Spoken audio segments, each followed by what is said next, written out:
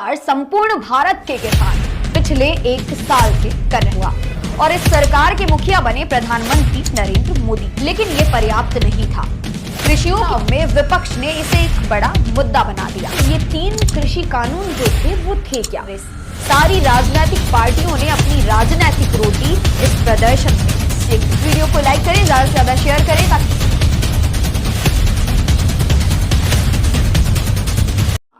बीते 19 नवंबर को एक ऐसी खबर हम सबके बीच आती है जिसका इंतजार संपूर्ण भारत के किसान पिछले एक साल से कर रहे थे। जी हां, 3 कृषि कानूनों को लेकर भारत के किसान पिछले एक साल से प्रदर्शन कर रहे थे। प्रदर्शन कर रहे किसानों के इस गुट को लोगों ने अपने अकॉर्डिंग या तो टैक्स दे दिए या तो नाम दे दिए।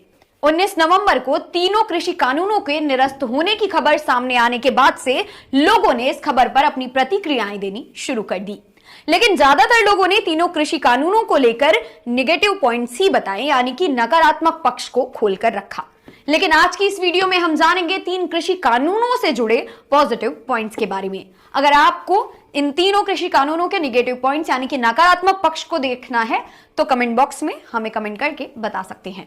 साथ ही आज की इस वीडियो में हम जानेंगे कि इन तीनों कानूनों के निरस्त होने से आखिरकार क्या कुछ प्रभाव पड़ेगा भारत देश के किसानों पर। तो आइए थोड़ा शुरू से शुरू करते हैं। जी हां, दरअसल में 28 वर्ष बाद जब 26 मई 2014 को पूर्ण बहुमत के साथ एक सरकार का गठन हुआ और इस सरकार के मुखिया बने प्रधानमंत्री नरेंद्र मोदी जी। मोदी सरकार ने 2014 के लोकसभा चुनाव के पूर्व जारी किए गए अपने घोषणा पत्र में 2022 तक किसानों की आय को दुगनी करने का लक्ष्य रखा और अपनी इसी महत्वाकांक्षी योजनाओं को पूरा करने के लिए भारत सरकार द्वारा कई योजनाएं किसानों को लेकर लाई गई, जैसे कि फसल बीमा योजना, फार्मिंग मशीनरी योजना, किसान मित्र योजना, कृषि उड़ान योजना, प्रधानमंत्री कृषि सिंचाई योजना आदि के माध्यम से इन लक्ष्यों की प्राप्ति हेतु कदम उठा दिया गया। इस प्रकार के तमाम योजनाओं के माध्यम से अपने लक्ष्य की प्राप्ति के लिए सरकार ने कई योजनाओं को बढ़ावा दिया, लेकिन यह पर्याप्त नहीं था। कृषियों के हालातों में व्यापक सुधार नहीं हो पाया, जिसके परिणाम स्वरूप 2019 के लोकसभा चुनाव में विपक्ष द्वारा इसे एक बड़ा मुद्दा बना दिया गया। 2019 के चुनाव में भारी बहुमत की जीत के साथ नरेंद्र मोदी की सरकार बनी, लेकिन 2019 के लोकसभा चुनाव में विपक्ष ने इसे एक बड़ा मुद्दा बना दिया। जी हां, वही 2019 में जब पूर्ण बहुमत के साथ नरेंद्र मोदी की सरकार बनी, अपनी सरकार बनने के बाद इस सरकार ने अन्य कई बड़े फैसले लिए और इसी दिशा में मोदी सरकार ने 3 कृषि कानूनों को लेकर एक ठोस कदम उठाने की शुरुआत की। तो आइए जानते हैं कि आखिर ये 3 कृषि कानून जो थे वो थे क्या, जिसका विरोध किसान लगभग पिछले एक साल से कर रहे थे। पहला, कृषि उत्पादन व्यापार और वाणिज्य विधेयक 2020। इसके मुताबिक किसान अपनी मनचाही जगह पर अपनी फसलों को बेच सकते हैं। बिना किसी रुकावट के वो दूसरे राज्यों में अपने फसल को बेच सकते हैं या फिर खरीद सकते हैं। इसका मतलब है कि एपीएमसी के दायरे से बाहर भी फसलों की खरीद बिक्री संभव है। साथ ही फसल की बिक्री पर कोई टैक्स नहीं लगेगा। ऑनलाइन बिक्री की भी अनुमति होगी। इससे किसानों को अच्छे दाम मिलेंगे।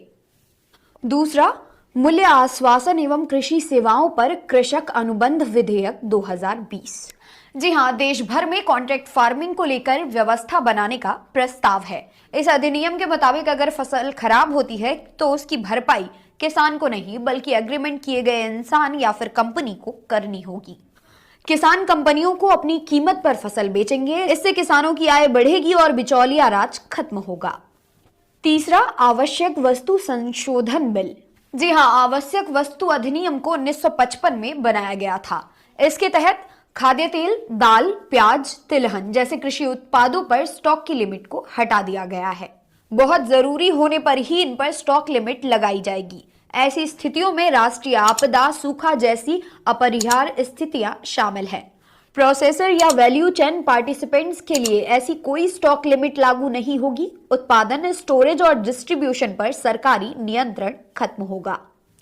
जी हां, मैं आपको बता दूं कि जब किसान एक साल तक इन तीनों कानूनों के लिए प्रदर्शन कर रहे थे, तब भाजपा हो, सपा हो, बसपा हो या फिर कांग्रेस, सारी राजनीतिक पार्टियों ने अपनी राजनीतिक रोटी इस प्रदर्शन में सेकी है।